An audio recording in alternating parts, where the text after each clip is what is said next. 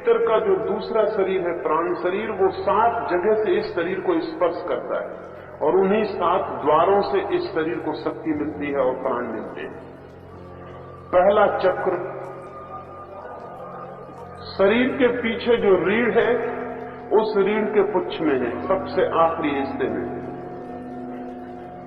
वो बहुत अद्भुत चक्र है, उस संबंध में कुछ हम जानेंगे। सबसे पहला चक्र वहां है और सबसे अंतिम चक्र सिर के ऊपर है। फिर बीच में 5 चक्र और हैं। नंबर 2 का चक्र जनन इंद्रिय के पास है, वो सेक्स ऑर्गन के पास है।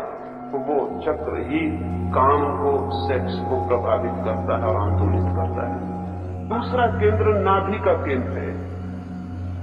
नाभि का केंद्र फियर और भय का केंद्र। जैसे जन्नेन्द्रिय का केंद्र सेक्स का केंद्र है, वैसे नाभि का केंद्र भय का केंद्र है। ये शायद आपको ख्याल में आया होगा कि जब भी आप भयभीत होंगे, नाभि डमाडोल हो जाएगी और परेशान हो जाएगी। अगर आप कार चला रहे हैं और एकदम से एक्सीडेंट हो, तो आपके शरीर में जो झटका पहुंचेगा वो नाभि पर पहुंचेगा और कहीं नहीं। अगर कोई आदमी एकदम से आपकी छाती पर छुरा लेके चढ़ जाए, तो सबसे बड़ा झटका नाभि पर पहुंचेगा।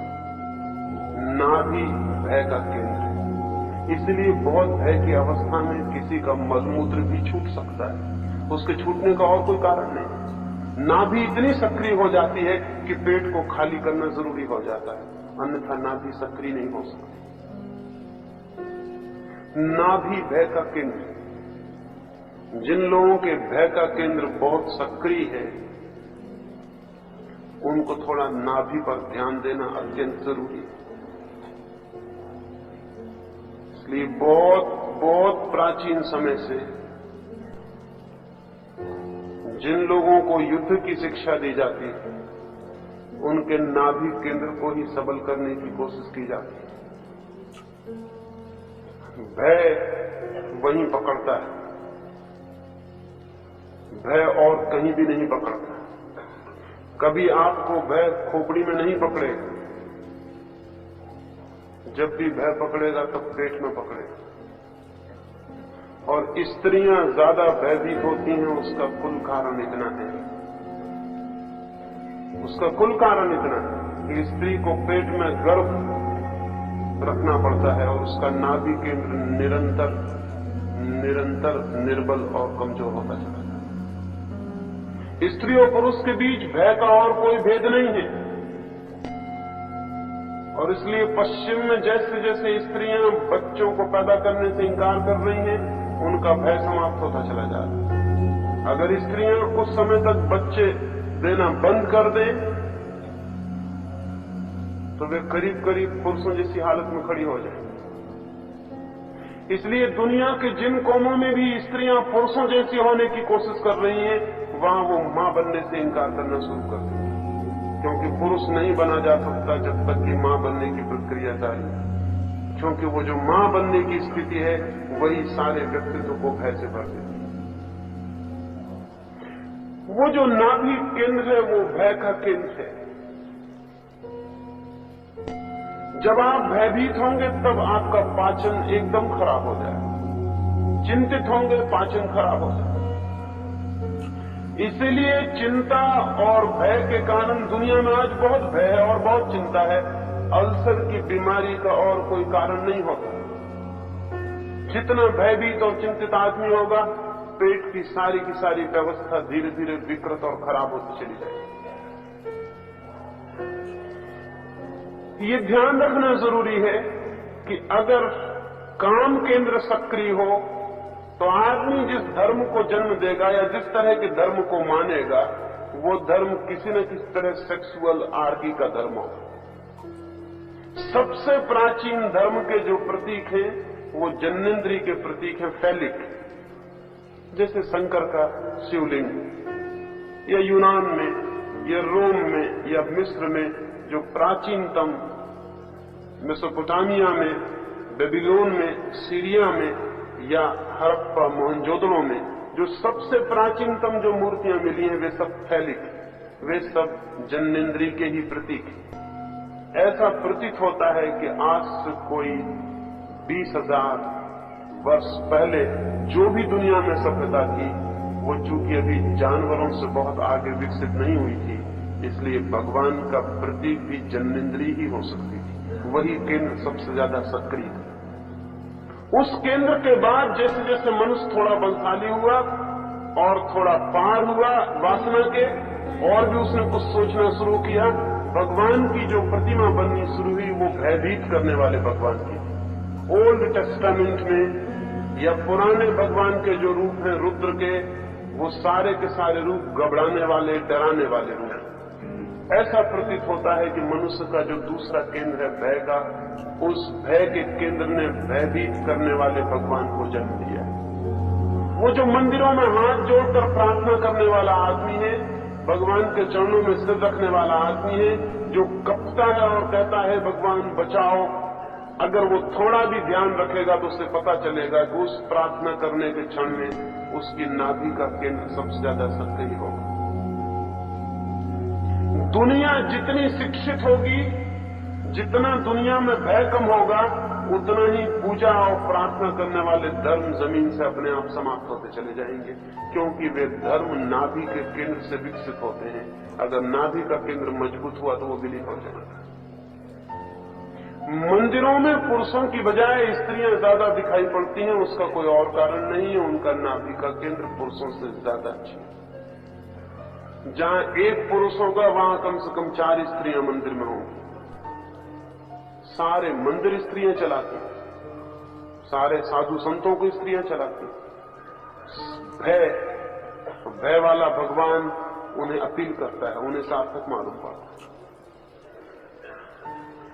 इस पर ध्यान देना जरूरी है कि जो आदमी भी जीवन में बहुत भयभीत हो, उसे ध्यान के साथ नाभि के केंद्र पर थोड़े प्रयोग करने जरूरी होते हैं। उस केंद्र को मजबूत करने के सुझाव देने जरूरी होते हैं। और ये बड़े मजे की बात है कि ये केंद्र चूंकि प्राणों के केंद्र हैं, विद्युत के केंद्र हैं, ये मात्र सुझाव से परिवर्तित हो जाते हैं। इनके लिए कुछ और करना नहीं पड़ता।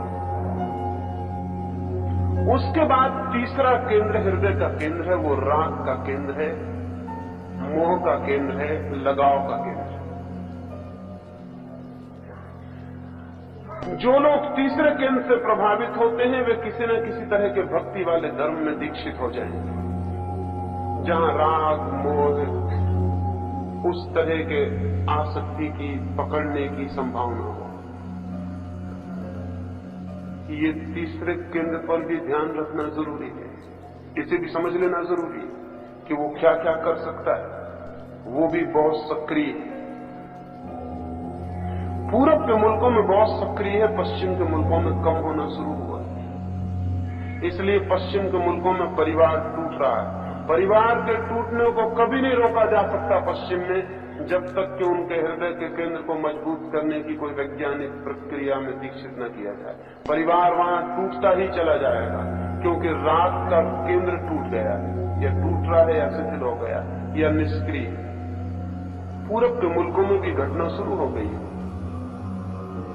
और ये भी ध्यान रहे कि ये केंद्र भी पुरुष की बजाय स्त्री का ज्यादा सक्रिय है, इसलिए परिवार को बनाने वाला पुरुष नहीं है, परिवार को बनाने वाली स्त्री।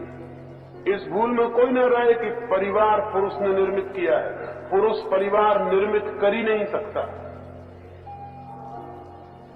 परिवार पुरुष के बावजूद निर्मित हो गया है। पुरुष तो परिवार से प्रतिपल भागने की चेष्टा में रत, वो तो प्रतिपल भाग जाना चाहता है। उसका कोई राग का केंद्र उतना तीव्र नहीं है।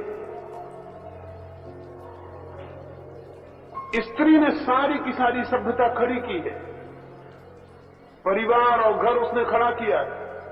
पुरुष जन्म से खानाबदोश है, वो भटकने वाला है, वो भटकता रहे उतना सुखी होगा, जितना भटके उतना सुखी होगा।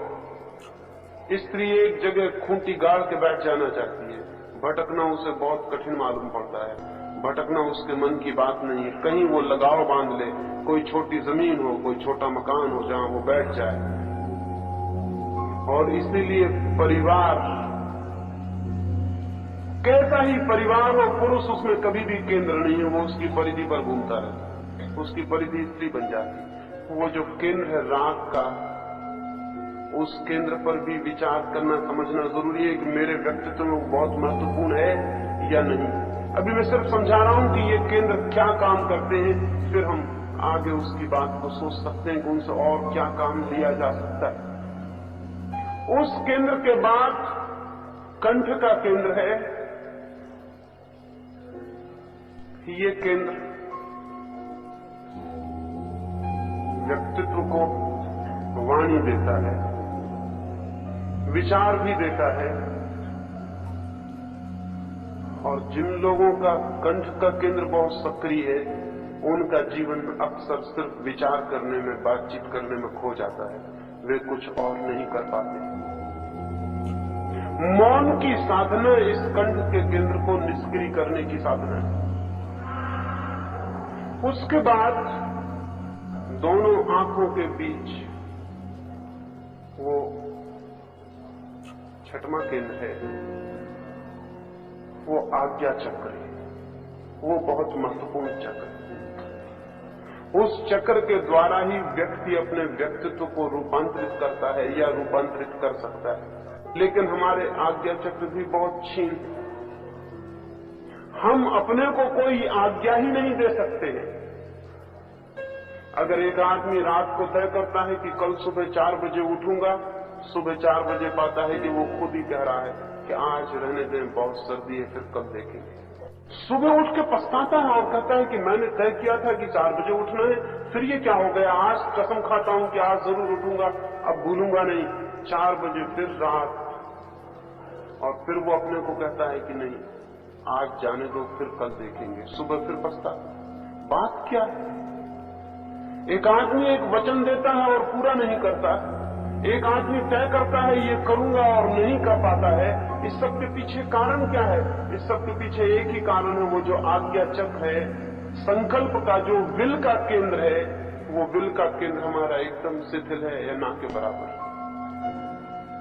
ध्यान करते वक्त दोनों आंखों के मध्य में ध्यान होना चाहिए। वहां ध्यान होने से आप जो भी करेंगे वो मजबूती से और गहराई से भीतर प्रविष्ट होगा। ध्यान वहां रहेगा तो जितनी तीव्रता से आप जो भी करना चाहते हैं वो कर सकेंगे। यह आपने ख्याल किया होगा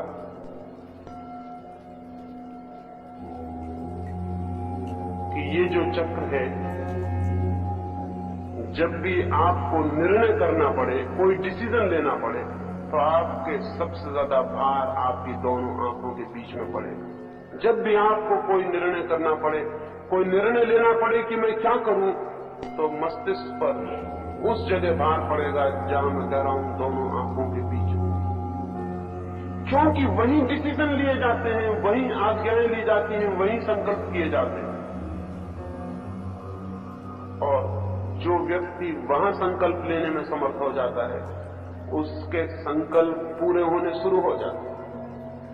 वो जो वहां निर्णय करता है, वो निर्णय पूरे होने शुरू हो जाते हैं। वो जो वहां चाहता है अपने व्यक्तित्व में, वो फर्क होने शुरू हो जाते हैं। ये बड़े आश्चर्य की बात है कि हमारे व्यक्तित्व को बदलने के लिए बहुत काम करने का उतना सवाल नहीं है जितना संकल्प करने का सवाल है। संकल्प सूत्र है व्यक्तित्व को बदलने का, काम नहीं।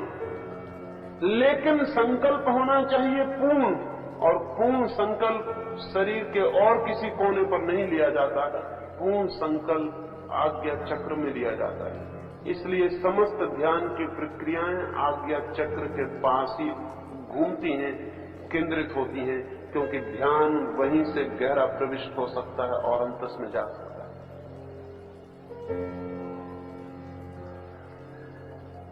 अगर आप अफ्रीका के जंगली आदमियों से पूछें, या ऑस्ट्रेलिया के बुशमैन से पूछें, या अमेज़न के जंगलों में रहने वाले आदिवासी से पूछें, तो आप हैरान हो जाएंगे एक बात जानकर।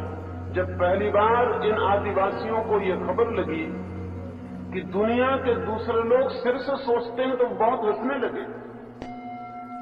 उन्होंने कहा, सिर से कोई सोच ही नहीं सकता, हम तो पेट से सोचते हैं। आदिवासी पेट से ही सोचता है। वो जो मैंने नाभि का चक्र था, उसी से सोचता है। वो अभी पशुओं से बहुत ज्यादा विकसित हालत में नहीं। हजारों साल तक करोड़ों लोग यही समझते रहे हैं कि सोचने की प्रक्रिया पेट में होती, बैली में होती, सोचने की प्रक्रिया बुद्धि में नहीं होती। और हम में से भी बहुत ही कम लोग सिर से सोचते हैं। जितने भी विश्वास करने वाले लोग हैं वो पेट से सोचते हैं, वो कभी सिर से नहीं सोचते, क्योंकि विश्वास करने के लिए सोचना ही नहीं पड़ता है। और इसलिए जो आदमी विश्वास ही किए चला जाता है उसके ऊपर के चक्र कभी विकसित नहीं होते, उसके नीचे के चक्र ही रह जाते हैं, वही सक्रिय रह जाते हैं। इसलिए मैं निरंतर विरोध करता हूं कि किसी पर श्रद्धा मत करना, किसी पर विश्वास मत करना, क्योंकि जब तक कोई स्वयं सोचना शुरू न करे उसके सोचने के अपने चक्र सक्रिय नहीं होंगे। और अपने चक्र सक्रिय न हो तो व्यक्ति करीब करीब हवा में भटकता हुआ एक पत्ते की भांति रह जाता। उसके पास न अपनी कोई विल है, न अपना कोई संकल्प है, न अपनी कोई दृढ़ स्थिति है, उसके पास अपना कुछ भी नहीं है, वो किसी के पीछे चल रहा है। दुनिया के नेता आदमी को जितना नुकसान पहुंचाते हैं उतना और कोई नहीं पहुंचाता, क्योंकि दुनिया के सब नेता ऑर्डर्स देते हैं और आपसे कहते हैं आपको सिर्फ स्वीकार करना है। दुनिया के गुरु आज्ञाएं देते हैं और लोगों से कहते हैं आपको स्वीकार करना है। आपका अपने आज्ञा का चक्र कभी विकसित नहीं हो पाता। दुनिया में जो इतनी मनुष्य जाति दीनहीन दिखाई पड़ती है, इस दीनहीनता में सबसे बड़ा कारण यह है कि हम मनुष्य जाति को आज्ञाएं देते हैं, उसकी अपनी आज्ञा की क्षमता को विकसित नहीं होने देते। छोटे से बच्चे को हम आज्ञाएं देना शुरू करते हैं, ये करो और ये मत करो। हम कभी इसकी फिक्र नहीं करते कि उसकी अपनी चिंतना, अपना डिसीजन, अपना निर्णय विकसित हो सके। उस बच्चे का आज्ञा चक्र कभी भी विकसित नहीं हो पाता, वो अधूरे रह जाता। और अगर आज्ञा चक्र विकसित न हो तो आदमी का व्यक्तित्व ही विकसित नहीं हो पाता।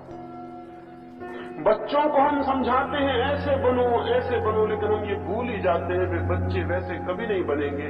वे बन सकते हैं, लेकिन उनके बन सकने के लिए उनके चक्रों पर ध्यान देना पड़ेगा जिनसे व्यक्तित्व निर्मित होता है। जो माँ बाप जानते हैं, जो शिक्षक जानते हैं, वो बच्चे के मस्तिष्क के आज्ञा चक्र पर पूरा श्रम करेंगे। ये शिक्षा बहुत अधूरी और बहुत बेमानी है, क्योंकि इस शिक्षा में मनुष्य के बुनियादी सूत्रों के संबंध में कोई चिंतन नहीं है, कोई विचार नहीं। अगर हम बच्चों की यूनिवर्सिटी तक आते आते उनके आज्ञा चक्र को, उनके संकल्प को विकसित कर सके, हम सारी दुनिया को बदल देंगे। एक नई दुनिया और एक नया आदमी पैदा हो जाए। एक आदमी जिसमें बल है, एक आदमी जो सोचता है वैसा करता है, वैसा कर सकता है, एक आदमी जिसमें साहस, एक आदमी जिसमें की हिम्मत, जिसमें करेज। लेकिन वो हमें हो नहीं सकता, क्योंकि जिस चक्र से वो सारी चीजें आती हैं वो चक्र ही हमारा सोया रह जाता है।